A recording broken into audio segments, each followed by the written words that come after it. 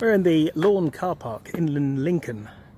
I've come here because supposedly after a tweet I sent to Lincoln Council, I was told that there is a rapid charger here. Now, I said to them, it's not on any of the network maps, not on any of the charge maps, Zap map, any of those kind of, charge point maps anywhere.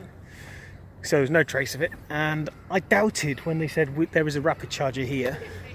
It actually says on their website there is a rapid charge point in the Lawn car park here, but there's just two fast charge points, the standard polar ones. There is definitely no rapid charge point here. We've gone around the car park a couple of times now, and there's no sign of one at all.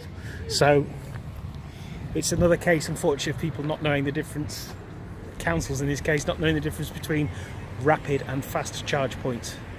So, yes, there still, to this date, are no rapid charge points in Lincoln, as far as I can tell. Oh well. This is not a bad place to be.